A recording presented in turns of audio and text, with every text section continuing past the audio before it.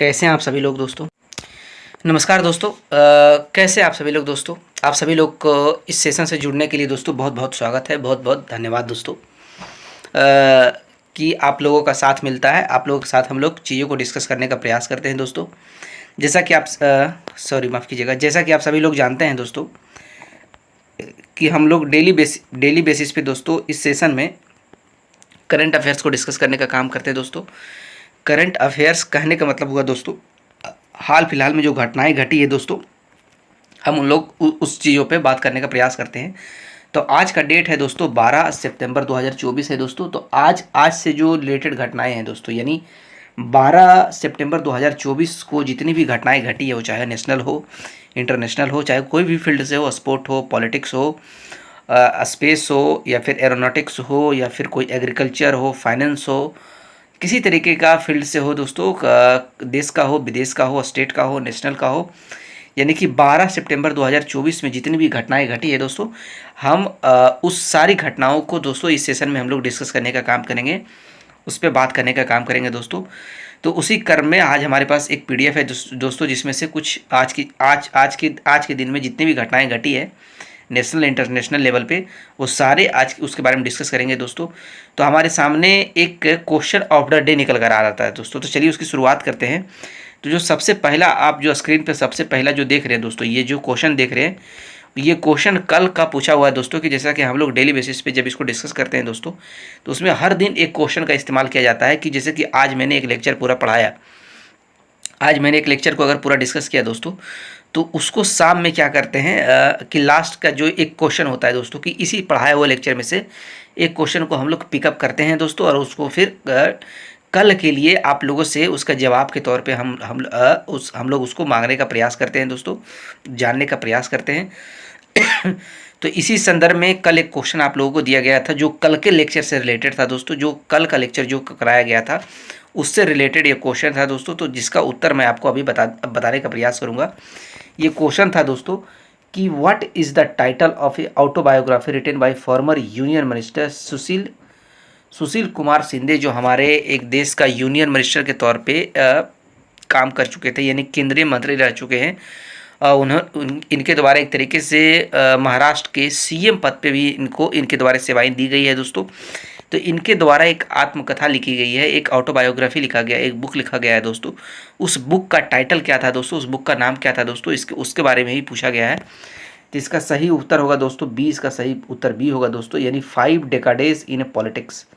आप समझ सकते हैं, सामने लिखा हुआ जो इसका सही उत्तर बी होगा दोस्तों। अब चलते आगे, चलिए हम आज के सेशन को शुरू करते हैं। 12 सितंबर पहले बेसिस पे दोस्तों हम लोग ये डालने का प्रयास करते हैं कि जिस दिन भी हम लोग क्वेश्चन को डिस्कस करते हैं, वो हम सबसे पहले उस दिन का कोई खास इवेंट के बारे में जानने का प्रयास करते हैं कि उस दिन से रिलेटेड कोई घटनाएं घटी है, कोई ऐतिहासिक घटना है, या फिर कोई स्पेशल डे मनाया जाता है कि नहीं दोस्तों। तो उसी संदर्भ में हमारे पास 12 सितंबर 2024 से रिलेटेड एक घटना के रूप में सामने आ रहा है दोस्तों। कहा जा रहा है कि 12 सितंबर को दोस्तों UN day for the south cooperation के रूप में मनाया जाता है। इसका थीम था दोस्तों a better tomorrow through south cooperation. कहने का मतलब हुआ दोस्तों कि यूनाइटेड नेशन द्वारा इसे मनाया जाता है। आप देख सकते हैं United nation day for south cooperation, मतलब एक साथ मिलकर चलने में हम सभी लोग का भलाई है दोस्तों। कहा जा रहा है कि अगर हम लोग साथ मिलकर चलेंगे तो हमारा कल बहुत बेहतर होगा, हमारा भविष्य बहुत सुंदर होगा दोस्तों, सुरक्षित होगा दोस्तों। इसी के रूप में 12 सितंबर 2024 को United nation day for south cooperation के रूप में सेलिब्रेट किया जाता है दोस्तों। अब इसमें आगे देखते हैं कि क्या करंट अफेयर्स के रूप में क्या न्यूज़ है दोस्तों, उसके बारे में हम लोग चर्चा करते हैं। तो हमारे सामने जो पहला न्यूज़ के रूप में निकल कर आ रहा है दोस्तों, वो ये कहा जा रहा है कि 12 सितंबर दोस्तों, यानी आज के दिन दोस्तों, यानी आज ही 12 सितंबर को हमारे जो राष्ट्रपति हैं, जिनका नाम द्रौपदी मुर्मू है दोस्तों, इनके द्वारा क्या किया गया है कि कुछ नर्सों को द्वारा, यानी कि 15 नर्स ऐसे हैं दोस्तों इस देश में जिनको एक अवार्ड दिया गया है। फ्लोरेंस नाइटिंगेल नाम के अवार्ड है दोस्तों, आप इसको देख सकते हैं। फ्लोरेंस नाइटिंगेल नाम के अवार्ड है दोस्तों, जो 15 नर्सों को राष्ट्रपति भवन में पुरस्कृत करने का काम किया गया। यानी इस देश से 15 नर्सों को चयनित किया गया, फिर उनको राष्ट्रपति भवन में दोस्तों Florence Nightingale, national Florence Nightingale नाम के अवार्ड से सम्मानित करने का काम किया है दोस्तों। ये नर्सिंग के फील्ड में दिया जाता है दोस्तों। आगे आइए डिटेल इसके बारे में क्या लिखा गया इसके बारे में जानते हैं। ये जो फ्लोरेंस नाइटिंगेल जो आप देख रहे हैं दोस्तों, ये नाम जो देख रहे हैं, ये नाम एक नर्स का ही है दोस्तों। एक नर्स, लेडी नर्स का नाम के बेसिस पे ये अवार्ड दिया गया है। नेशनल फ्लोरेंस नाइटिंगेल जो है दोस्तों, ये जो अवार्ड दिया जाता है, फ्लोरेंस नाइटिंगेल नाम की वर्ल्ड वार 2 जब चल रहा था दुनिया में दोस्तों, जब विश्व युद्ध दूसरा चल रहा था, 1945 की घटना है दोस्तों। उस समय एक नर्स हुआ करती थी जिनका नाम था फ्लोरेंस नाइटिंगेल। उस नर्स द्वारा दोस्तों वर्ल्ड वार 2 में जितने भी सैनिक घायल होते थे, जिनको भी जिनके साथ जो हादसा होता था दोस्तों, उनको ट्रीटमेंट करने का काम इनके द्वारा किया जाता था। इनके पास जिम्मेदारी था दोस्तों कि जो भी वर्ल्ड वार 2 में जो सोल्जर्स घायल होते थे उनकी देखभाल करने की इनके पास जिम्मेदारी था। इनके द्वारा देखभाल सोल्जरों को उस समय किया जाता था दोस्तों। तो उन्हीं के याद में नेशनल फ्लोरेंस नाइटिंगेल डे के रूप में मनाया जाता है। और इन्हीं के नाम के बेसिस पे इन्हीं का इतिहास हो, यही जो घटना है दोस्तों, इन्हीं के कैरेक्टर से रिलेटेड है दोस्तों, जो कि हमारे देश में नर्सों को दिया जाता है, नर्सिंग फील्ड में दिया जाता है। जो वैसे नर्स जिनके द्वारा अच्छा सेवा दिया जाता है, अच्छा काम किया जाता है, अच्छा कमिटमेंट दिया जाता है दोस्तों अपने फील्ड में। यानी वैसे नर्स जिन्होंने अपने करियर में अच्छा काम किया है, अच्छा कंट्रीब्यूट किया है नर्सिंग फील्ड में दोस्तों, उनको जो है नेशनल फ्लोरेंस नाइटिंगेल अवार्ड से सम्मानित करने का काम किया जाता है दोस्तों, राष्ट्रपति द्वारा। हर साल होता है दोस्तों। इसकी शुरुआत 1973 से किया जा रहा है दोस्तों। यानी 1973 से ये एक तरीके से अवार्ड दिया जाने का प्रयास किया जा रहा है। इस अवार्ड में क्या होता है दोस्तों, ये अवार्ड में क्या दिया जाता है, इस अवार्ड में दोस्तों कंसिस्ट ऑफ एक सर्टिफिकेट, एक मेरिट सर्टिफिकेट होगा, एक मेरिट सर्टिफिकेट दिया जाता है दोस्तों, और 1 लाख का कैश अवार्ड के रूप में दिया जाता है, और एक मेडल दिया जाता है दोस्तों। इसमें 15 नर्सों का इस बार जो है दोस्तों, 15 नर्सों को इस अवार्ड के लिए चयनित किया गया था दोस्तों। और ये जो नेशनल फ्लोरेंस नाइटिंगेल जो अवार्ड है दोस्तों, ये ministry of health and family welfare के अंदर इसको एक तरीके से कंस्टिट्यूट किया गया है, इंस्टीट्यूट किया गया है दोस्तों। यानी कि ये अवार्ड जो है दोस्तों ministry of health and family welfare की तरफ से दिया जाता है दोस्तों। आगे का न्यूज़ क्या है दोस्तों, आगे इस पर एक बात कहते हैं, इसको जानने का प्रयास करते हैं दोस्तों। अगला न्यूज़ जो निकल कर आ रहा है दो एशियन गेम्स 2026 से रिलेटेड है दोस्तों। यानी कि 2026 में एक जगह है दोस्तों जापान में, कहा जा रहा है कि 2026 में जो एशियन गेम होगा दोस्तों, एशियन गेम जो होगा 2026 में जो एशियन गेम होगा, 2026 जो एशियन गेम होगा दोस्तों, उसे कहा जाता है 20th एशियन गेम। यानी एशियन गेम का 20वां एडिशन होगा दोस्तों, जो अची नयोगा 2026 में होगा। Will be a multi sport event होगा दोस्तों, जिसमें कई स्पोर्ट को पार्टिसिपेट किया जाएगा, जो 19 सितंबर से लेकर 4 अक्टूबर के बीच किया जाएगा दोस्तों। ये जगह क्या है, इंडिया, ये जगह है देखो, 2026 का जो एशियन गेम होगा दोस्तों, हेल्ड इन अची नयोगा, जो जापान में पड़ता है दोस्तों। और इसी गेम में, इसी जो एशियन गेम जो होगा 2026 में दोस्तों, अची नयोगा जो जापान में 2026 में जो एशियन गेम होने जा रहे हैं, जिसमें कि बहुत सारे स्पोर्ट्समैन द्वारा पार्टिसिपेट किया जाएगा, कई स्पोर्ट्स को जगह मिलेगी दोस्तों, जो 19 सितंबर से लेकर 4 अक्टूबर के बीच में चलेगा। उसी में एक खास चीज़ ये है दोस्तों कि इस बार 2026 में जो एशियन गेम्स होगा, इस बार इसमें पहली बार दोस्तों योगासना का भी प्रदर्शन किया जाएगा। योगासना को भी इस स्पोर्ट्स में जोड़ने का काम किया जाएगा दोस्तों। यानी इस स्पोर्ट्स एशियन गेम्स के 2026 में जो जितने सारे स्पोर्ट्स होंगे, उसमें से एक स्पोर्ट्स का कैटेगरी एज ए योगासना को भी सम्मिलित किया जाएगा, योगा को भी ऐड किया जाएगा। एक डेमोस्ट्रेशन स्पोर्ट्स की कैटेगरी में इसे ऐड करने का काम किया जाएगा दोस्तों। ये सबसे स्पेशल न्यूज़ था दोस्तों। इस न्यूज़ में सबसे खास यही था जिसके बारे में आज डिस्कस करना था। आगे देख लेते हैं अगला न्यूज़ क्या है दोस्तों, इसमें भी एक बात कर लेते हैं। कह रहा है दोस्तों इंडियन एयरफोर्स एयरक्राफ्ट, क्या कहा जा रहा है, AIF, आप देख सकते हैं कि AIF के बारे में कहा जा रहा है, जिसको आप कह सकते हैं Indian air force aircraft participating in exercise eastern bridge 7 at Oman. यानी ओमान में एक दोस्तों एयरफोर्स का, इंडियन एयरफोर्स का एक अभ्यास होने वाला है, एक प्रैक्टिस होने वाला है दोस्तों, जिसमें एक जो कि कहा जा रहा है कि ये जो एक्सरसाइज होगा, ये जो अभ्यास होगा दोस्तों, इस अभ्यास का नाम है दोस्तों ईस्टर्न ब्रिज 7, जो कि ओमान में इसको एक तरीके से कंडक्ट किया जाएगा दोस्तों। ओमान में इसको प्रैक्टिस किया जाएगा दोस्तों। AIF कंटिजेंट कंप्राइजेज, यानी कि जो इंडियन एयरफोर्स की तरफ से जो इक्विपमेंट जाएगी, इंडियन एयरफोर्स की तरफ क्या क्या चीज़ें जाएगा दोस्तों, जो इस अभ्यास में इस्तेमाल किया जाएगा, इस एक्सरसाइज में प्रदर्शन के तौर पे दिखाया जाएगा या फिर यूज किया जाएगा दोस्तों। तो उसमें चीज़ें आ रहा है MiG-29 को ऐड किया जाएगा, जगुआर एंड C-17 को इस जो एक्सरसाइज होगा दोस्तों इसमें प्रदर्शन किया जाएगा, इसमें पहली बार इस्तेमाल किया जाएगा दोस्तों। And participating in the bilateral exercise, ये यानी कि बायलैटरल एक्सरसाइज मतलब ये दो देशों के बीच में ये अभ्यास किया जाएगा दोस्तों, जिसका नाम है exercise eastern bridge 7 in Oman में प्रदर्शित किया जाएगा। इस अभ्यास को एक तरीके से कंडक्ट किया जाएगा दोस्तों between the royal Oman air force and the Indian air force, यानी कि रॉयल ओमान एयरफोर्स और इंडियन एयरफोर्स के बीच में ये अभ्यास कंप्लीट किया जाएगा। ये अभ्यास का 7वां एडिशन है दोस्तों, यानी कि ये अभ्यास 7वीं बार कराया जा रहा है। इसके पहले 6 अभ्यास ऑलरेडी हो चुके हैं इंडिया और ओमान के बीच में दोस्तों, इंडिया और ओमान एयरफोर्स के बीच में हो चुके हैं। ये 7वां बार होगा दोस्तों जो इस बार जो देखा जाएगा। An exercise date is schedule from 11 से 22 सितंबर 2024 के बीच होगा दोस्तों, यानी 11 सितंबर से लेकर 22 सितंबर तक ये युद्ध अभ्यास चलेगा दोस्तों। एट एयरफोर्स बेस मसीरा ओमान में, यानी कि ये जो अभ्यास कंडक्ट किया जाएगा ओमान में ही कंडक्ट किया जाएगा। एयरफोर्स यानी कि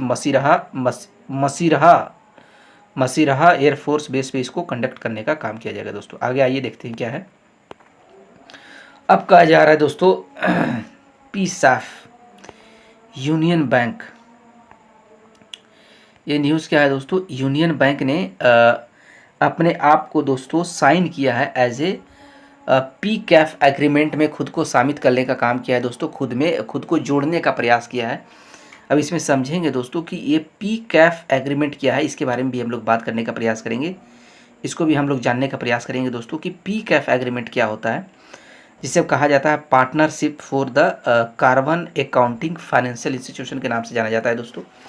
तो यूनियन बैंक ऑफ इंडिया, यानी कि यूनियन बैंक ऑफ इंडिया जो है दोस्तों पहला बैंक है, पहला बड़ा बैंक है दोस्तों जो इस एग्रीमेंट को साइन करने का काम किया है, इस एग्रीमेंट में अपना हिस्सेदारी दिखाया है दोस्तों। आगे जानते हैं PCAF क्या एग्रीमेंट है, इसके बारे में पता लगाते हैं। आइए इसको डिटेल से समझने का प्रयास करते हैं दोस्तों। Union bank of India, India का जो यूनियन बैंक है दोस्तों, union bank of India, India का जो यूनियन बैंक है becomes the first major bank, पहला बड़ा बैंक है दोस्तों Indian bank to join the PCAF। PCAF क्या होता है दोस्तों, PCAF क्या होता है, PCAF एक global partnership of financial institutions, यानी कि जो वित्तीय यानी फाइनेंशियल इंस्टीट्यूशन का पता आप समझ रहे हैं, वैसे फाइनेंशियल इंस्टीट्यूशन जो फंडिंग देने का काम करता है, जो इन्वेस्टमेंट करते हैं, जो लोन देते हैं कई बिजनेसों को, कई उद्योगों को, कई देशों को दोस्तों। तो वैश्विक लेवल पे, वर्ल्ड लेवल पे फाइनेंशियल इंस्टीट्यूशन का एक संगठन है दोस्तों PCAF दोस्तों। जो काम क्या करता है, इसका मेन काम है दोस्तों कि ये ऐसे उद्योगों को बढ़ावा देता है, ऐसे बिजनेस को बढ़ावा देता है, ऐसे बिजनेस को प्रेज करता है, ऐसे बिजनेस को लोन देने का काम करता है, ऐसे बिजनेस को इनके द्वारा इन्वेस्टमेंट दिया जाता है दोस्तों, जो कि जो बिजनेसेस क्या होता है दोस्तों, उसका जो एनर्जी का सोर्स है दोस्तों वो फॉसिल फ्यूल्स की जगह एक तरीके से रिन्यूएबल एनर्जी का इस्तेमाल करता है अपने एनर्जी के लिए, यानी कि वैसे उद्योगों को दिया जाता है दोस्तों जो उद्योगों के द्वारा इन्वायरमेंट में कम कार्बन एमिशन किया जाता है, कम कार्बन एमिशन प्रैक्टिस किया जाता है, कि वैसे बिजनेस जिससे एक तरीके से पर्यावरण को ज़्यादा सफाई मिलता हो, ज़्यादा नुकसान ना पहुंचता हो, जो कार्बन एमिशन को कम से कम इस्तेमाल करता हो या फिर ना के बराबर, यानी कि जो रिन्यूएबल एनर्जी का इस्तेमाल करते हो अपने ऑपरेशंस के लिए, अपने एनर्जी सोर्स ऑफ एनर्जी के लिए दोस्तों, वैसे बिजनेस को ये लोग PCAF द्वारा एक तरीके से कहा जाए दोस्तों, जिसमें कुछ फाइनेंशियल इंस्टीट्यूशन है वर्ल्ड लेवल पे, उनके द्वारा फंडिंग दी जाती है, वैसे इंस्टीट्यूशन, वैसे बिजनेसेस को इनके द्वारा लोन दिया जाता है, वैसे बिजनेसेस और वैसे फर्म में, वैसे एक तरीके से उद्योगों में द्वारा इनके द्वारा इन्वेस्टमेंट किया जाता है दोस्तों। तो इसी ग्रुप में पहली बार यूनियन बैंक ऑफ इंडिया, इस देश का कोई बड़ा बैंक दोस्तों, बड़ा बैंक जिसे कह सकते हैं यूनियन बैंक ऑफ इंडिया ने इस PCAF जो ये इंस्टीट्यूशन, ये जो संगठन है दोस्तों, इसमें इन्होंने एज ए सिग्नेटरी के तौर पे काम किया है। एज ए मतलब अब इस संगठन में इनके द्वारा भी पार्टिसिपेट किया गया है दोस्तों। अब ये भी एक तरीके से जो कार्बन इमिशन का जो प्रोजेक्ट है दोस्तों, यानी कि जितना हो सके कम से कम इन्वायरमेंट में दोस्तों ये पार्टिसिपेट करेंगे। ये अपना हिस्सेदारी दिखाएंगे दोस्तों एक इन्वायरमेंट के प्रति, एक इन्वायरमेंट को इको फ्रेंडली बनाने के प्रति। और ये भी वैसे उद्योगों, वैसे बिजनेसेस को लोन और वैसे बिजनेसेस में इनके द्वारा भी इन्वेस्टमेंट किया जाएगा जिनका एक तरीके से एनर्जी का जो सोर्स है, जो जिस बेसिस पे जो ऑपरेशन होते हैं बिजनेस का दोस्तों, जिससे कि कम कार्बन एमिशन होता है, जो कि रिन्यूएबल एनर्जी का इस्तेमाल करता है दोस्तों, वैसे बिजनेसेस और वैसे इंस्टीट्यूशंस को इनके द्वारा लोन और फंडिंग किया जाएगा और इन्वेस्टमेंट किया जाएगा दोस्तों। इसका काम क्या होता है? P CAF is a global partnership financial institution working to develop and implement the harmonised approach to access and disclose green house gas emission associated with loan investment. यही मैंने आपको बताने का काम किया दोस्तों। The importance of tracking financial emission को track करना। फाइनेंशियल इमिशन का मतलब होता है दोस्तों कि जो फाइनेंस का जो फ्लो हो रहा है, मतलब किस तरफ जो है इसका फंडिंग जा रहा है, किस तरफ लोन को किस तरफ दिया जा रहा है, किस इंस्टीट्यूशन को लोन दिया जा रहा है, किस इंस्टीट्यूशन को पैसा दिया जा रहा है, किस इंस्टीट्यूशन में फंडिंग किया जा रहा है बैंकों द्वारा, फाइनेंशियल इंस्टीट्यूशन द्वारा, उसको कहा जाता है फाइनेंशियल इमिशन ट्रैकिंग, यानी उसका ट्रैक करना, उसका देखभाल करना दोस्तों। Has been under scored by the RBI recent draft guideline में RBI द्वारा अंडर स्कोर्ड किया गया है दोस्तों, बताया गया है इसके बारे में। On disclose the framework on climate related financial risk पर इनके द्वारा चर्चा किया गया और एक गंभीर तौर पे खेद जताने का प्रयास किया गया है दोस्तों। अगला न्यूज़ क्या है दोस्तों, इसमें समझने का प्रयास करेंगे। वही न्यूज़ था, बस ये इंपॉर्टेंट था कि आप ये याद रखिएगा कि यूनियन बैंक इंडिया का पहला बैंक है दोस्तों जिन्होंने as a P CAF agreement में साइन करने का काम किया है दोस्तों, ये इंपॉर्टेंट है। और क्या होता है पी कैफ एग्रीमेंट, इसके बारे में आप ये आपको जानना जरूरी था दोस्तों। तो दोनों चीज़ मैंने आपको बताने का काम किया है।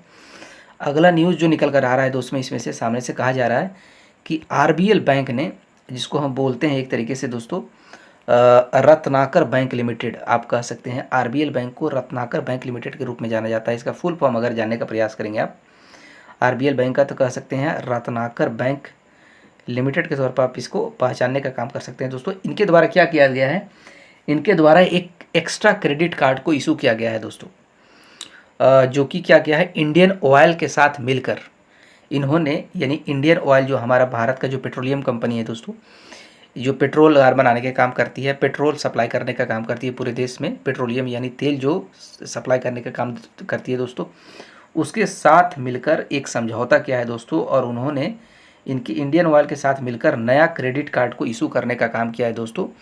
ये नया क्रेडिट कार्ड का इंपॉर्टेंस क्या है दोस्तों, इसका यूसेज क्या है, इसका इस्तेमाल की उपयोगिता क्या है दोस्तों। ये न्यू क्रेडिट कार्ड जो इंडियन ऑयल से मिलकर RBL ने बनाया है दोस्तों, इस न्यू क्रेडिट कार्ड के बेसिस पे आप जब भी इंडियन ऑयल से कोई पेट्रोलियम लेंगे या फिर कोई पेट्रोलियम को परचेज करने का काम करेंगे या फिर कोई फ्यूल को परचेज करने का काम करेंगे दोस्तों, तो आप उस समय RBL का ये क्रेडिट कार्ड का इस्तेमाल कर सकते हैं उस फ्यूल को परचेज करने के लिए। उस परचेज करने पर आप इसके थ्रू, ये नया क्रेडिट कार्ड के बेसिस पे आप पेमेंट कर सकते हैं उस फ्यूल का जो भी कॉस्ट होगा दोस्तों। और इस क्रेडिट कार्ड से परचेज करने पर, अगर आप इस क्रेडिट कार्ड का इस्तेमाल करके आप मतलब पेमेंट करने के लिए इस क्रेडिट कार्ड का इस्तेमाल करते हैं फ्यूल परचेज पे दोस्तों, तो आपको एक तरीके से 8.5% का एक तरीके से सेविंग देखने को मिलेगा दोस्तों, यानी 8.5% तक आपका सेविंग हो सकता है, आपका पैसा बच सकता है दोस्तों। जो कि और भी क्रेडिट कार्ड जो इस फील्ड में है, इस इंडस्ट्री में जो है, यानी कि इंडियन ऑयल से रिलेटेड, यानी इस तरीके का बिजनेस में और जितने भी क्रेडिट कार्ड हैं दोस्तों, उसके अपेक्षा इसमें आपको सबसे ज़्यादा सेविंग मिलेगा। तो आज का न्यूज़ यही था दोस्तों कि RBL बैंक ने इंडियन ऑयल के साथ मिलकर क्या किया है, एक नया क्रेडिट कार्ड का इस्तेमाल किया है, मतलब लॉन्च किया है, जो कि आपको एक तरीके से ज़्यादा सेविंग करने में, आपको पेमेंट करने वक्त आपका ज़्यादा सेविंग करने में एक मौका देगा, एक अपॉर्चुनिटी आपको देगा दोस्तों कि आप अपना ज़्यादा से ज़्यादा सेविंग कर सकते हैं। और एक बात ये है दोस्तों कि रत्नाकर बैंक लिमिटेड जो RBL, जिसका मैंने फुल फॉर्म बताया दोस्तों, ये इंपॉर्टेंट क्या है दोस्तों कि एक इंडिया का प्राइवेट सेक्टर बैंक है दोस्तों, जो 1943 में फाउंड किया गया था, यानी 1943 में इसको बनाया, इसको शुरुआत किया गया था, 1943 में इसको इस्तेमाल किया गया था, पहली बार इस्टेब्लिश किया गया था। और एक प्राइवेट सेक्टर बैंक है जिसका हेड क्वार्टर बम्बई में है दोस्तों, यानी मुंबई में है दोस्तों। न्यूज़ इतना ही था दोस्तों। आगे का न्यूज़ देखते हैं कि आगे का क्या है। आगे का न्यूज़ के बारे में कहा जा रहा है दोस्तों कि क्वालिटी काउंसिल ऑफ इंडिया, आप इसको समझिएगा ध्यान से, क्वालिटी काउंसिल ऑफ इंडिया जिसको हम बोलते हैं QCL दोस्तों, QCI, इन्होंने नेशनल टेस्ट हाउस के लिए as a national test house यानी कि नेशनल टेस्ट हाउस के लिए गाजियाबाद को परमिशन दिया है दोस्तों कि वो सर्टिफिकेशन कर सके as a certification body for type of certification of drone, यानी ड्रोन को कैटेगराइज करने के लिए, ड्रोन को डिफरेंट टाइप ऑफ ड्रोन को एक तरीके से सर्टिफिकेट देने के लिए नेशनल टेस्ट हाउस के तौर पे वो गाजियाबाद को दोस्तों काम करने के लिए चुना गया है क्वालिटी काउंसिल ऑफ इंडिया के द्वारा। यानी क्वालिटी काउंसिल ऑफ इंडिया द्वारा क्वालिटी स्टैंडर्ड का बारे में पता किया जाता है, क्वालिटी स्टैंडर्ड को मेजर किया जाता है दोस्तों इनके द्वारा। इन्होंने नेशनल टेस्ट हाउस गाजियाबाद को चुना है कि वो एज ए सर्टिफिकेशन बॉडी की तरह काम करे, वो सर्टिफिकेट दे, वो मानक एक तरीके से तय करे डिफरेंट टाइप ऑफ जो ड्रोन होते हैं दोस्तों, अलग अलग जिनका अलग अलग फीचर होता है। कोई ड्रोन होता है दोस्तों जो एग्रीकल्चर के लिए अच्छा होता है, कोई ड्रोन होता है जो मेडिकल के लिए अच्छा होता है, कोई ड्रोन की अलग अलग फीचर होती है, तो अलग अलग स्पेशलाइजेशन होती है दोस्तों। तो उसके बेसिस पे उसको एक तरीके से अलग अलग सर्टिफिकेशन करने के लिए इसको चुना। This is as part of the certification scheme for unmanned aircraft system. ये ठीक उसी तरीके से एक तरीके से सर्टिफिकेशन करने का काम किया जाएगा दोस्तों, जिस तरीके से वैसे ड्रोन को सर्टिफिकेशन किया जाता है, जो वैसे ड्रोन जिसका एक तरीके से जिसमें आदमियों के लिए इस्तेमाल नहीं किया जाता है, जिसमें वैसे ड्रोन जो वैसे क्राफ्ट जो जैसे एयरक्राफ्ट जिसमें आदमियों द्वारा इस्तेमाल नहीं किया जाता, जिसमें एक तरीके से आदमी नहीं बैठते हैं दोस्तों, तो वैसे एयरक्राफ्ट को जिस तरीके से कैटेगराइजेशन दिया जाता है, सर्टिफिकेशन दिया जाता है, ठीक उसी तरीके से डिफरेंट ड्रोन को भी सर्टिफाइड किया जाएगा दोस्तों। The certification scheme for UAS is to ensure compliance with applicable national and international standard. जिस प्रकार से दोस्तों सर्टिफिकेशन स्कीम हम जो अनमैन्ड एयरक्राफ्ट सिस्टम है, यानी कि वैसे एयरक्राफ्ट सिस्टम जिसमें आदमी नहीं बैठते हैं, जो आदमियों के लिए इस्तेमाल नहीं होता है बल्कि और चीज़ों के लिए इस्तेमाल किया जाता है दोस्तों, तो जिस प्रकार से हम उसका स्टैंडर्ड नेशनल और इंटरनेशनल स्टैंडर्ड के बेसिस पे हम उसको सर्टिफाई करने का काम करते हैं दोस्तों कि ये नेशनल लायक है कि नहीं, ये इंटरनेशनल जैसे फील्ड में यानी इंटरनेशनल मुद्दों पर इस एयरक्राफ्ट का इस्तेमाल किया जा सकता है कि नहीं, या फिर ये देश भर में इस एयरक्राफ्ट का इस्तेमाल किया जाता है। ठीक उसी प्रकार से हम डिफरेंट ड्रोन का भी सर्टिफाई कर सकते हैं कि इसका इस्तेमाल किस तरीके से कहाँ किया जा सकता है, इसमें क्या क्वालिटी है दोस्तों, इसके बेसिस पे हम इसको सर्टिफाई कर सकते हैं, इसको सर्टिफिकेट दे सकते हैं, इसको कैटेगराइज कर सकते हैं दोस्तों। इसी के बारे में ये न्यूज़ कहा गया था दोस्तों। अब इसके बारे में आगे कहा जा रहा है दोस्तों कि ये जो इनिशिएटिव है दोस्तों इस अलाइंड विद द गवर्नमेंट का जो विज़न है दोस्तों कि इंडिया को एक टेक्नोलॉजी के क्षेत्र में एक वर्ल्ड लेवल का एक यानी कि ड्रोन टेक्नोलॉजी के क्षेत्र में दोस्तों इंडिया को ड्रोन टेक्नोलॉजी के क्षेत्र में एक तरीके से हब के तौर पर ग्लोबल हब के तौर यानी कि वैश्विक मंच पर हम इंडिया को दिखाना चाहते हैं कि हमारे ड्रोन टेक्नोलॉजी में वैश्विक लेवल पर यानी वर्ल्ड लेवल पर इंडिया का क्या ताकत है दोस्तों। ये जो इंडिया का विज़न है, ये जो नज़रिया है कि हम इंडिया को एक तरीके से ड्रोन टेक्नोलॉजी में हम वर्ल्ड नंबर बनाने का प्रयास करेंगे, दुनिया यानी वर्ल्ड लेवल पर हम इसको तैयार करने का काम करेंगे। जो इंडिया का विज़न है दोस्तों, उस विज़न को पूरा करने में ये जो इनिशिएटिव है, ये जो सर्टिफिकेशन का जो इनिशिएटिव है दोस्तों, ये इसमें बहुत बड़ा योगदान पैदा करेगा, यानी बहुत बड़ा रोल निभाने का काम करेगा दोस्तों। And to support sectors such as agriculture, health care, logistic और infrastructure with state and certified drone solutions. यानी कि कहा जा सकता है दोस्तों कि इस इनिशिएटिव की मदद से अब हम पता कर सकते हैं दोस्तों कि जान सकते हैं कि कौन सा ड्रोन की क्या क्वालिटी है, तो उस क्वालिटी के अनुसार से हम उनको अलग अलग फील्ड में हम कह सकते हैं इस्तेमाल किया जा सकते हैं। वेरियस जो बहुत ज़्यादा जो अलग अलग जो समस्याएं हैं, उस समस्याओं को सॉल्व करने के लिए अलग अलग फील्ड में हम उसको इस्तेमाल कर सकते हैं, जैसे कि एग्रीकल्चर में इस्तेमाल कर सकते हैं, हेल्थ केयर में इस्तेमाल कर सकते हैं, लॉजिस्टिक फील्ड में इस्तेमाल कर सकते हैं, इंफ्रास्ट्रक्चरल फील्ड में इस्तेमाल किया जा सकता है दोस्तों। इसी तौर पे इसका बेनिफिट को बताया जाने का प्रयास किया है दोस्तों। नेशनल टेस्ट हाउस जो है दोस्तों, जिसको हम NTH कहा गया है, जो गाजियाबाद को चुना गया है as a national test house, is a premier testing and quality assurance institution है दोस्तों। यानी कि एक अच्छा प्रीमियम का मतलब क्या हो गया दोस्तों? प्रीमियम का मतलब बेस्ट टेस्टिंग और क्वालिटी एश्योरेंस इंस्टीट्यूशन है under the ministry of consumer affair, food and public distribution. इस मिनिस्ट्री के अंदर इसे रखा जाता है दोस्तों। यानी कि ये जो NTH है दोस्तों, वो ministry of consumer affairs, food and public distribution के अंदर आता है दोस्तों। आगे इसके बारे में क्या कहा गया, अगला न्यूज़ क्या है दोस्तों, उस पर एक नज़र डालने का प्रयास करते हैं। कहा जा रहा है अडानी एयरपोर्ट, आप देख रहे हैं पिक्चर में, आप देख रहे हैं ये अडानी जी का फ़ोटो है दोस्तों। इसमें कहा जा रहा है कि अडानी एयरपोर्ट होल्डिंग लिमिटेड के द्वारा एक ऑनलाइन पोर्टल बनाया गया है दोस्तों। अडानी एयरपोर्ट लॉन्च किया है, अडानी एयरपोर्ट द्वारा लॉन्च किया गया है दोस्तों। अडानी एयरपोर्ट लॉन्चेस अभियो, ये नाम याद रखिएगा, बहुत इंपॉर्टेंट है। अभियो, AVIIO अभियो द्वारा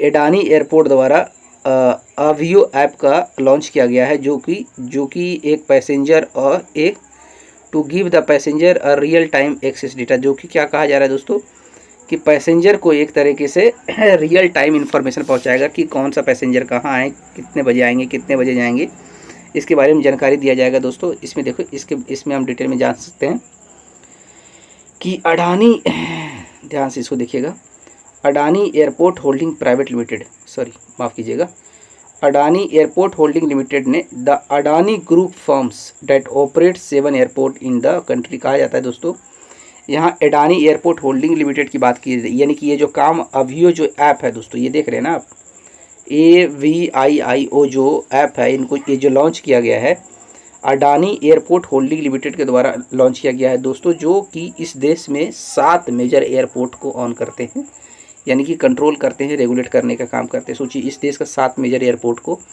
अडानी एयरपोर्ट होल्डिंग लिमिटेड द्वारा कंट्रोल किया जाता है, मैनेज किया जाता है दोस्तों। और इन्हीं के द्वारा अभियो डिजिटल जो प्लेटफॉर्म है दोस्तों, उसको लॉन्च करने का काम किया गया है। That will provide real time data on passenger movement, यानी पैसेंजर मूवमेंट के बारे में सही समय बताएगा कि कौन सा पैसेंजर कहाँ है, कहाँ नहीं है दोस्तों, इसके बारे में जानकारी देगी। प्लस इनके जो बैगेज के फ्लो है, यानी कि इनका बैगेज कहाँ है, कि इनका बैगेज कहाँ पहुँचा है, उसके बारे में भी जानकारी देगा। Wait time at gates and the bag side belt, यानी कि गेट के अंदर कितना समय तक इंतजार करना है, गेट पे कितना समय पे इंतजार करना है, गेट के अंदर कब जाना है, कब नहीं जाना है दोस्तों, ये सारी चीज़ों के बारे में इन्फॉर्मेशन ये डिजिटल प्लेटफॉर्म पे, यानी कि अभियो पर सारा इन्फॉर्मेशन दिया जाएगा दोस्तों। डिटेल में इसमें बात किया जाएगा, बताया जाएगा। अब देख लेते हैं कि अडानी जो 7 एयरपोर्ट कंट्री में ऑन करता है, वो कौन कौन से एयरपोर्ट का नाम, उसके बारे में हम लोग देख लेते हैं एक बार दोस्तों, एक नज़र डालते हैं कि अडानी द्वारा जो 7 एयरपोर्ट को ऑपरेट किया जाता है, वो कौन कौन से एयरपोर्ट है दोस्तों। पहला है, कहा जा रहा है छत्रपति शिवाजी महाराज इंटरनेशनल एयरपोर्ट, जो मुंबई में पड़ता है, अडानी ग्रुप मैनेज करता है उसको दोस्तों। सरदार वल्लभ भाई पटेल इंटरनेशनल एयरपोर्ट जो अहमदाबाद में पड़ता है, अडानी ग्रुप उसको मैनेज करता है। लखनऊ चौधरी चरण सिंह इंटरनेशनल एयरपोर्ट, वो अडानी ग्रुप द्वारा मैनेज किया जाता है। मंगलुरु इंटरनेशनल एयरपोर्ट अडानी द्वारा मैनेज किया जाता है। जयपुर इंटरनेशनल एयरपोर्ट अडानी द्वारा मैनेज किया जाता है। लोकप्रिय गोपीनाथ बोरडोलाई इंटरनेशनल एयरपोर्ट जो गुवाहाटी में है, अडानी द्वारा मैनेज किया जाता है। थिरुवनंतपुरम इंटरनेशनल एयरपोर्ट जो केरला में, अडानी द्वारा मैनेज किया जाता है दोस्तों। अगला न्यूज़ क्या कहा जा रहा है दोस्तों कि अब ध्यान से देख सकते हैं इसमें क्या कहा गया है। इसमें कहा जा रहा है कि इंडिया सरपासेस US, यानी कि इंडिया जो है दोस्तों US को क्रॉस कर गया है। किस फील्ड में क्रॉस कर गया है, as a second largest 5G smartphone market. कहा जा रहा है दोस्तों कि चाइना दुनिया में अभी सबसे बड़ा मार्केट है दोस्तों 5G फ़ोन के लिए, यानी कि वैसे फ़ोन जिसमें 5G सपोर्ट करता है, उसका सबसे बड़ा मार्केट चाइना है दोस्तों। उसके बाद इंडिया आ गया है, यानी कि वो अमेरिका को क्रॉस कर गया है, यानी कि अमेरिका से ज़्यादा 5G फ़ोन जो है दोस्तों वो इंडियन मार्केट में है। उसका जो मार्केट सबसे बड़ा 5G का है वो इंडिया है दोस्तों। चाइना के बाद सबसे ज़्यादा है जो चाइना 32% के साथ शीर्ष पे है दोस्तों। इंडिया 13% के साथ दूसरे स्थान पर। US इसमें 13 दिया है, लेकिन 10 होगा दोस्तों, आगे इसमें देखा जाएगा। चौथे स्थान पे जापान है, 5वें पे UK है, उसके बाद बाकी सारा जो है 34% में सिमट गया है दोस्तों। आप देख सकते हैं। आगे आइए इसके बारे में क्या लिखा गया है, इस पर डिटेल में समझने का प्रयास करते हैं दोस्तों। इसमें कहा जा रहा है कि इंडिया बिकम्स द वर्ल्ड्स, क्या है, India becomes the world's second largest 5G smartphone market के तौर पे उभरा है दोस्तों इंडिया। इंडिया है सरपास द यूएस, अमेरिका को इनके द्वारा पास किया गया है to become the world second largest market in 5G handset and trailing only China, यानी कि इस इंडिया से सिर्फ चाइना आगे है, बाकी अमेरिका को इंडिया ने पछाड़ने का काम किया है दोस्तों। द रिसर्च हाईलाइट करता है of the global 5G device market के बारे में। रिसर्च क्या कहता है दोस्तों, यानी कि कौन सा देश 5G जो मार्केट है 5G मार्केट में कौन सा देश आगे चल रहा है, इस रिसर्च पे एक नज़र डालते हैं। कहा जा रहा है China maintains its leadership with dominate of 32% market share, यानी चाइना सबसे आगे है दोस्तों इस फील्ड में, अपने जगह को मेंटेन कर रखा है। इंडिया सेकेंड प्लेस पे आता है capturing A substantial of 13%। United state third position है दोस्तों जो होल्डिंग 10% ऑफ मार्केट। यहाँ पे देखिए इस पे 10%, वहाँ पे 13% लिखा हुआ था, यहाँ पे आप देख सकते हैं 10% है। 10% के साथ तीसरे नंबर पे है इंडिया, दूसरे पे है चाइना, पहले पे है दोस्तों। आगे क्या कहा गया, आगे देख लेते हैं। अगला न्यूज़ क्या है दोस्तों, अगला न्यूज़ कहा जा रहा है कि what is AI token, artificial intelligence से रिलेटेड टोकन के रूप में क्या है दोस्तों। कहा रहा आर्टिफिशियल इंटेलिजेंस, क्या कहा जा रहा है, artificial intelligence token have gained significant attention recently. कहा जा रहा है सब एक शब्द आ रहा है दोस्तों कि आर्टिफिशियल इंटेलिजेंस एक टोकन है। ये जो हाल फिलहाल के दिनों में दोस्तों कहा जा रहा है कि ये बड़े पैमाने पे इस न्यूज़ को देखा जा रहा है। जैसा कि आप लोग जानते होंगे दोस्तों कि क्रिप्टो करेंसी एक प्रकार का करेंसी होता है दोस्तों, एक प्रकार का करेंसी होता है जिसके बेसिस पे आप चीज़ों को खरीद सकते हैं, बेच सकते हैं, या फिर कहीं भी आप इन्वेस्टमेंट कर सकते हैं, किसी भी चीज़ में पैसा लगा सकते हैं, किसी भी एक तरीके से खरीद बिक्री के लिए क्रिप्टो करेंसी का इस्तेमाल कर सकते हैं दोस्तों। तो कहा जा रहा है कि क्रिप्टो करेंसी के रूप में आर्टिफिशियल इंटेलिजेंस को जोड़ा जा रहा है दोस्तों। जैसा कि आप लोग सभी जानते हैं कि आर्टिफिशियल का इन्वेस्टमेंट अभी हाल फिलहाल में हुआ है दोस्तों, और इसका जो मार्केट है दोस्तों बड़े पैमाने पर दिन पर दिन ये बढ़ता दिखाई दे रहा है। इसमें जो कंपटीशन है दोस्तों एक बिल्कुल गला काट कंपटीशन है, और बड़े पैमाने पे है जो इसको डेवलप करने का प्रयास किया जा रहा है दोस्तों। तो इसका डेवलप करने के प्रयास में है दोस्तों जो कुछ इसमें से बड़ी जो कंपनियां हैं दोस्तों, अब उनके द्वारा क्या किया जा रहा है दोस्तों कि एआई में इन्वेस्टमेंट किया जा रहा है, यानी एआई के रूप में एआई में इनके द्वारा इन्वेस्टमेंट किया जा रहा है, इनके द्वारा पैसा लगाया जा रहा है दोस्तों। तो इस पैसों का जो ट्रांजैक्शन किया जाएगा, अब ये इम्पोर्टेंट है दोस्तों कि अगर कहीं पैसा लगाया जा रहा है, कहीं इन्वेस्टमेंट लगाया जा रहा है, तो इसमें क्या होगा, कुछ ना कुछ तो खरीद बिक्री जरूर होगा दोस्तों, जिसमें एआई टूल्स को खरीदा जाएगा, आर्टिफिशियल इंटेलिजेंस इक्विपमेंट्स को खरीदा जाएगा, बेचा जाएगा दोस्तों। तो वैसे में एक करेंसी का इस्तेमाल किया जाएगा, तो उसको खरीद बेचने के लिए करेंसी ज़रूरी है दोस्तों। तो उसी करेंसी को एज ए करेंसी को कहा गया है दोस्तों कि जो क्रिप्टो करेंसी है उसको एआई टूल से जोड़ने का काम किया जाएगा, और उसे एज एआई टोकन के तौर पे देखा जाएगा कि एआई का जो इकोसिस्टम है, एआई का जो मार्केट होगा दोस्तों, उसमें एज ए करेंसी बिटकॉइंस का इस्तेमाल किया जाएगा दोस्तों। इसी के बारे में कहा जा रहा है कि this ensured safeguard following report of major tech company such as alpha, Apple and Nvidia considering investment in Open AI, यानी कि एप्पल और एनवीडिया जैसे बड़ी टेक कंपनियों द्वारा दोस्तों अब आर्टिफिशियल इंटेलिजेंस में इनके द्वारा इन्वेस्टमेंट करने का प्रयास किया जा रहा है, इसमें पैसा लगाना चाह रहे हैं दोस्तों।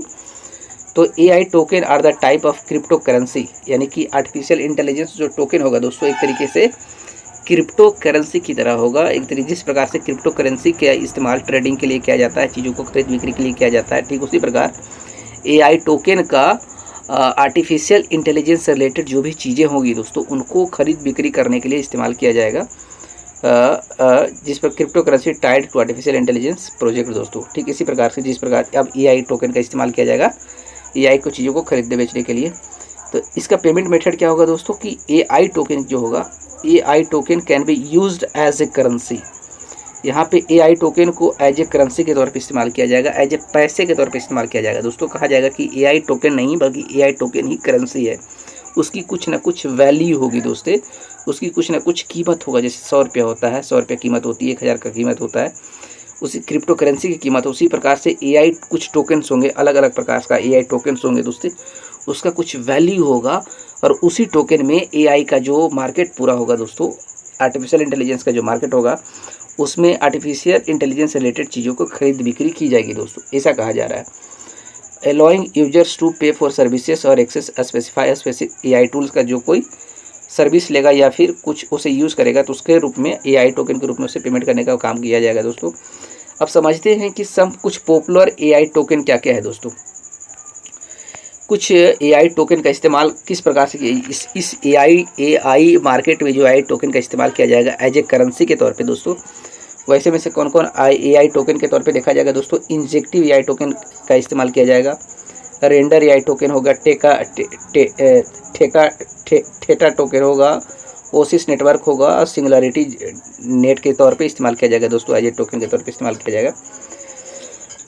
अगला करंट अफेयर्स क्या है दोस्तों? कहा जा रहा है कि नेपाल में दोस्तों जो एक तरीके से कहा जा सकता है चीफ ऑफ आर्मी स्टाफ के रूप में चयनित किया गया है, एक चीफ ऑफ आर्मी स्टाफ का चयन हुआ है दोस्तों नेपाल में। तो नेपाल का जो प्रेसिडेंट है दोस्तों, जिनका नाम है राम प्रसाद पौडेल ने अशोक राज सिगडेल को दोस्तों नेपाल का 45वां चीफ ऑफ आर्मी स्टाफ के तौर पर उनको शपथ दिलाने का काम किया गया है दोस्तों। प्रेसिडेंट रामचंद्र पौडेला स्वेयर्स यानी कि शपथ दिलाया है इन अशोक राज सिगडेल को एज ए 45वां चीफ ऑफ आर्मी स्टाफ के तौर पे, नेपाल का चीफ ऑफ आर्मी स्टाफ के तौर पे उनको शपथ दिलाने का काम किया है दोस्तों। आगे क्या देखते हैं, इसमें कुछ इंपॉर्टेंट चीज़ ये है दोस्तों कि अभी अगर देखा जाए तो वाइस प्रेसिडेंट उपराष्ट्रपति नेपाल का कौन है दोस्तों? तो राम सहाय प्रसाद यादव के तौर पे है दोस्तों। और उसके बाद प्राइम मिनिस्टर कौन है दोस्तों नेपाल का? तो केपी शर्मा ओली है दोस्तों। चीफ जस्टिस कौन है दोस्तों? तो विश्वभार प्रसाद श्रेष्ठा है दोस्तों। और इसका नेपाल का राजधानी कहाँ है दोस्तों? कैपिटल कहाँ है दोस्तों? काठमांडू है। करेंसी क्या है? नेपलिस रुपीज़ है दोस्तों। आगे देखते हैं इसके बारे में क्या कहा गया है। यहाँ पे मैप पे देख सकते हैं कि ये मैप पे ये जो नेपाल का एरिया है दोस्तों ये है, आप इसको ठीक है आप ये देखिए ये पूरा नेपाल का एरिया है दोस्तों, आप यहाँ पे देख सकते हैं। अगला न्यूज़ क्या है दोस्तों, उस पर भी नज़र डालते हैं जल्दी क्योंकि लंबा लेक्चर हो जाएगा फिर मज़ा नहीं आएगा दोस्तों, आप लोग को भी परेशानी होगी। कहा जा रहा है दोस्तों कि नासा ने एक अथी किया है, नासा टू सेंड $55 बिलियन दोस्तों, सॉरी $5 बिलियन का एक मिशन प्लान कर रहा है दोस्तों। एक मिशन प्लान कर रहा है कि जो कहा जा रहा है दोस्तों जुपिटर की बात करा जाए, जुपिटर का जो उपग्रह है दोस्तों, जुपिटर का जो एक मून है दोस्तों जिसको हम यूरोपा क्लिपर के नाम से जानते हैं, यानी जुपिटर का एक उपग्रह है। जैसे पृथ्वी का उपग्रह चंद्रमा है दोस्तों, उसी प्रकार से जुपिटर का एक उपग्रह है यूरोपो क्लिपर है दोस्तों। तो यूरोपो क्लिपर पर एक मिशन तैयार करने का काम किया जा रहा है नासा द्वारा दोस्तों। इसमें कहा जा रहा है कि $5 बिलियन का खर्च आएगा इसमें, जो कि बहुत बड़ा अमाउंट है, यानी बहुत बड़ा प्रोजेक्ट है दोस्तों। इसमें क्या किया जाएगा कि नासा द्वारा दोस्तों एक तरीके से सैटेलाइट को भेजा जाएगा, यहाँ पे यूरोपा क्लिपर पे सैटेलाइट को भेजा जाएगा दोस्तों। वहाँ पे जानने का प्रयास किया जाएगा कि कहा जा रहा है, ऐसा पता चला है दोस्तों कि यानी कि एक तरीके से जो यूरोपा क्लिपर पे इसको भेजा जाएगा सैटेलाइट को, और यूरोपा क्लिपर को एक्सप्लोर किया जाएगा, उसके बारे में जानकारी प्राप्त की जाएगी दोस्तों। कहा जाता है कि जो यूरोपा है दोस्तों, यानी कि यूरोपा पूरी तरीके से कहा जाता है कि बर्फ़ से ढका हुआ एक परत है दोस्तों, एक परत उपग्रह है, जिसके कहा जाता है कि उस बर्फ़ के नीचे जो है यूरोपा क्लिपर पे जो है दोस्तों, यूरोपा क्लिपर पे पानी पाया गया है दोस्तों। तो एक तरीके से नासा इसी चीज़ को जानने का प्रयास करेगा कि क्या जुपिटर का जो एक तरीके से जो मून है दोस्तों, यानी कि जो उपग्रह है यूरोपा क्लिपर, क्या उस पर और दूसरे उपग्रह से आए हुए और दूसरे ग्रह से आए हुए लोगों के लिए वहाँ जीवन संभव है कि नहीं, वहाँ पे कोई जीव जंतु रहता है कि नहीं दोस्तों, इसके बारे में रिसर्च किया जाएगा, इसके बारे में जानकारी प्राप्त की जाएगी इस सैटेलाइट के थ्रू, इस प्रोजेक्ट के थ्रू दोस्तों। तो एक नज़र सनसनीखेज से पता कर लेते हैं, पढ़ लेते हैं दोस्तों। NASA is preparing for the launch of Europa clipper space craft, जो 10 अक्टूबर को लॉन्च किया जाएगा दोस्तों। ये $5 बिलियन का एक मिशन है दोस्तों, जो कि जुपिटर का लार्जेस्ट मून है, जो यूरोपा जो है जुपिटर का लार्जेस्ट उपग्रह है दोस्तों, इस पर एक्सप्लोर करने के लिए किया जा रहा है। Europa is slightly smaller than earth moon, यानी चंद्रमा से छोटा है दोस्तों, लेकिन इसका सरफेस जो है पूरी तरीके से बर्फ़ से ढका हुआ है दोस्तों। और इसके बारे में क्या कहा गया कि बर्फ़ से ढके होने के बावजूद क्या कहा जा रहा है कि Europa likely harbour of salt water ocean कहा जा रहा है दोस्तों, कि यहाँ पे बहुत बड़े पैमाने पे सॉल्ट वाटर ओशियन देखा गया है। भी साइंटिस्ट एक्सपेक्ट कर रहा है दोस्तों कि जितना पानी धरती पे है दोस्तों, पृथ्वी पे, उससे ज़्यादा कहीं पानी यहाँ पे अनुमान लगाया जा रहा है कि यहाँ पे जो बर्फ़ है उसके नीचे पाया जा रहा है दोस्तों। विथ यूरोपा क्लिपर जो हमारा सैटेलाइट जाएगा, इसके बेसिस पे साइंटिस्ट पता करेगा दोस्तों, इन्वेस्टिगेट करेगा, पता करेगा कि यूरोपा का जो ओशियन है दोस्तों, यूरोपा का ocean could be a suitable habitat for the extra terrestrial life, यानी कि क्या यहाँ का जो हैबिटेट है ये सूटेबल है, यहाँ मतलब अलग ग्रहों से आए हुए लोगों के लिए रहने का जगह हो सकता है, रहने के लिए फेवरेबल इन्वायरमेंट हो सकता है दोस्तों, इसके बारे में कहा जा रहा है। आज के सेशन में इतना ही रखते हैं दोस्तों। हमारे साथ जुड़ने के लिए आप सभी लोगों को बहुत बहुत धन्यवाद दोस्तों। उम्मीद करते हैं चीज़ें आपको अच्छी लगी होगी। इसमें एक क्वेश्चन ऑफ द डे आपको जान लेते हैं कि इसका जवाब आप दीजिएगा अगले सेशन में। इसका जवाब मैं आपको दूंगा, लेकिन आप लोग से मैं एक्सपेक्ट करता हूं कि आप लोग कमेंट बॉक्स में इसका जवाब देकर जरूर बताएंगे। कहा जा रहा है दोस्तों, इसमें जो क्वेश्चन ऑफ द डे है, कहा जा रहा है कि विच मिनिस्ट्री के बारे में कहा जा रहा है कि विच मिनिस्ट्री, कौन सा मंत्रालय कंफर्म किया है नेशनल फ्लॉरेंस नाइटिंगेल अवार्ड के द्वारा। तो इसका हो जाएगा मिनिस्ट्री ऑफ एजुकेशन, नहीं मिनिस्ट्री ऑफ होम अफेयर्स दोस्तों, यानी हेल्थ मिनिस्ट्री ऑफ, ये इसका आप उत्तर देके बताइएगा। इसका सही उत्तर होगा ministry of health and family welfare. लेकिन आप कमेंट बॉक्स में इसका उत्तर देकर हमें कमेंट जरूर कीजिएगा दोस्तों। हम आपके सेशन में, अगले सेशन में इंतजार करेंगे, इसका जवाब देंगे। हमारे साथ जुड़ने के लिए आप सभी लोगों को बहुत बहुत धन्यवाद दोस्तों।